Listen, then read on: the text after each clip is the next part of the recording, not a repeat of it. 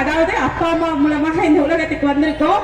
ஆனா இந்த உடம்புக்கு கேரண்டின்னு ஒண்ணு இருக்கு அப்படின்னு பாத்தீங்கன்னா இதுவரையிலும் தெரியாது.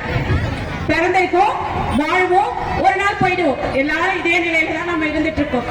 ஆனா நாம ஒரு பொருளுக்கு கொடுக்கக்கூடிய மதிப்பை நம்ம உடலுக்கும் உயிருக்கும் மனதிற்கும் கொடுக்கிறோம்னா பெரிய ஒரு கேள்விக்குறிதான். அதனாலதான் நம்ம உடல் உயிர் மனம் இதை மூன்றையும் சரியா வச்சுக்கணும்னு சொல்லுவாங்க. அதுக்கு மேல ஒரு விஷயம் என்னன்னா, நம்முடைய கடமைகளை சரியா செய்யும் போது இது அனைத்தும் சரியாக இருக்கணும். தான் குடும்பம் சுற்றம் ஊர் உலகுன்னு சொல்லுவாங்க. முதல்ல நம்ம உடம்ப சரியா வச்சுக்கணும். எத்தனை பேருக்கு நோய் நொடி இல்லாம ஹாஸ்பிட்டல் போகாம இருக்கிறீங்க? கை தக்க முடியுமா? சின்ன பிள்ளைகளை தவிர பெரியவங்க அதிகமா தூக்கல இல்லைங்களா? அதே மாதிரி எல்லா வசதி வாய்ப்புகள் இருந்தாலும் நான் நிம்மதியா இருக்கேன், படுத்த உடனே தூங்கிடுறேன் யாராவது இருக்குமா? அதே பாத்தீங்கன்னா கொஞ்சம் பேரு தான். ஆனா நம்ம எல்லாராலையும் உடம்பு மனசு உயிர் இதை சரியா வச்சு வாழ முடியும் 120 ஆண்டுகள் வரைக்கும். அப்படி வாழக்கூடிய ஒரு நிலையை தான் யோகாக்களை கத்துக் கொடுக்குது. முடிஞ்சவங்க எல்லாரும் வந்து கத்துக்கலாம். அதே மாதிரி இன்னைக்கு ஏற்பாடு செய்திருக்கக்கூடிய ஜெய் பிரதர்ஸ் இந்த ஒரு நிகழ்ச்சிங்கிறது ஒரு அருமையான நிகழ்ச்சி. ஏன்னா அங்கீகாரங்கிறது உலகத்துல மிக மிக முக்கியம்.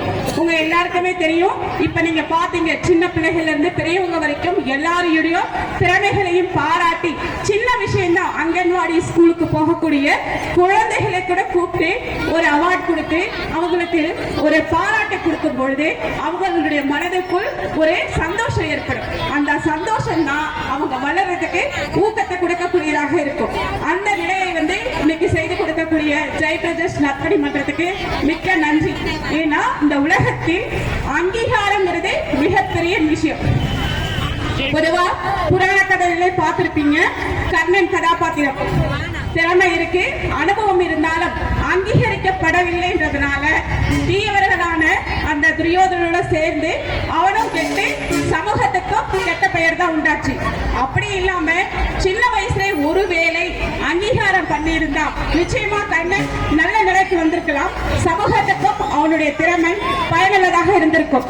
அப்படிப்பட்ட ஒரு அருமையான தொண்டினை செய்து கொண்டிருக்கக்கூடிய இந்த ஜெய் பிரதர்ஸ் நற்பணி மன்றம் இன்னும் மென்மேலும் வளரணும்னு வாழ்த்துறோம். எல்லாருக்கும் நன்றியும் தெரிவிச்சுக்கிறோம்.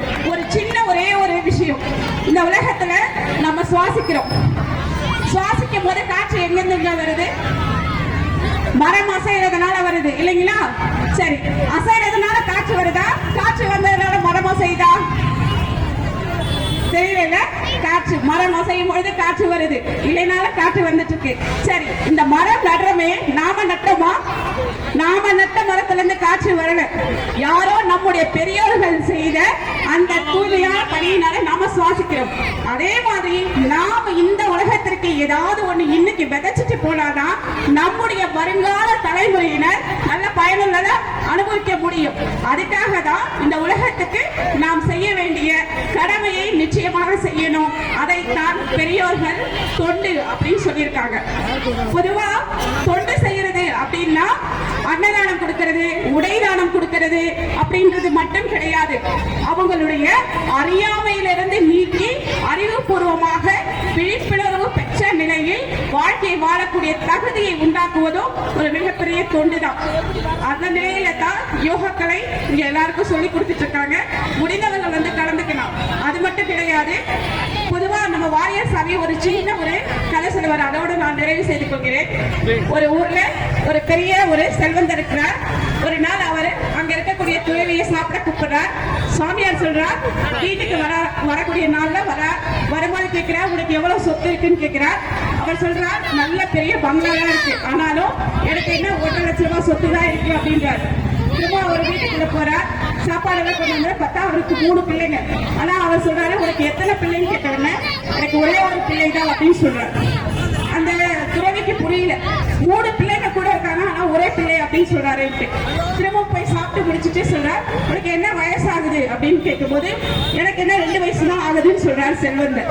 உடனே இவர் பாக்குறார், என்னப்பா உனக்கு இவ்வளவு சொத்து இருக்கு, ஆனா 2 லட்சம் ரூபாய் சொத்து இருக்குன்ற, 3 பிள்ளைங்க இருக்காங்க, ஒரே ஒரு பிள்ளை தான் சொல்ற, அதே மாதிரி உனக்கு வயசு என்னன்னு கேட்டா 1.5 வயசு 2 வயசுன்னு சொல்ற, நீ வந்து 60 வயசுக்கு மேல இருப்பியே அப்படின்னு வாரியார் சுவாமிகள், அதாவது இந்த துறவி